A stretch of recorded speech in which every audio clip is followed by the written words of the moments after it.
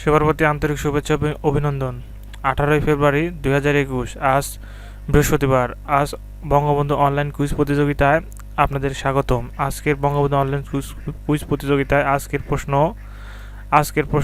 1975 সালের তৎকালীন জাতীয় সংসদ ভবনে বর্তমান প্রধানমন্ত্রীর কার্যালয় সংবিধানের চতুর্থ সংশোধনী বিষয়ে বক্তব্য রাখেন বঙ্গবন্ধু শেখ মুজিবুর রহমান।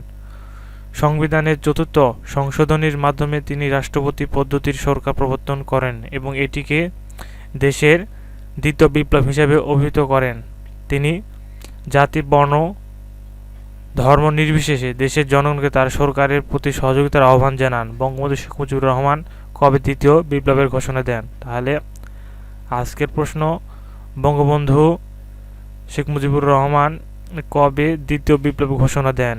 এখানে চারটি অপশন দেখতে পাচ্ছেন: 26শে জানুয়ারি 1975, 1 জানুয়ারি 1975, 31শে জানুয়ারি 1975, 25শে জানুয়ারি 1975। আজকের প্রশ্নের সঠিক উত্তরের জন্য চলুন আমরা একটি রেফারেন্স দেখে আসি।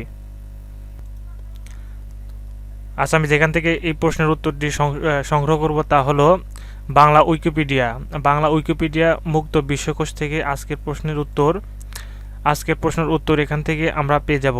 আজকের প্রশ্ন আমি আপনাদেরকে মার্ক করে দেখিয়ে দিচ্ছি। আজকের প্রশ্নের উত্তর, প্রধানমন্ত্রী শেখ মুজিবুর রহমান 1975 সালে 25শে জানুয়ারি তার সংসদীয় বক্তব্যে প্রথমবারের মতো দ্বিতীয় বিপ্লবের ঘোষণা দেন। তাহলে আজকের প্রশ্নের উত্তর হলো 1975 সালে 25শে জানুয়ারি। আমি আবার মার্ক করে দেখিয়ে দিচ্ছি আরেক জায়গায়। আজকের প্রশ্নের উত্তর 1975 সালের 25শে জানুয়ারি মুজিবুর রহমান তার আবেগময় ভাষণে বিপ্লবের ব্যাখ্যা দিয়ে বলেন। অর্থাৎ আজকের প্রশ্নের উত্তর আমরা পেয়ে গেছি। আজকের প্রশ্নের উত্তর 25শে জানুয়ারি 1975। 25শে জানুয়ারি 1975 সঠিক উত্তরে ক্লিক করে অবশ্যই সাবমিট করে দেবেন।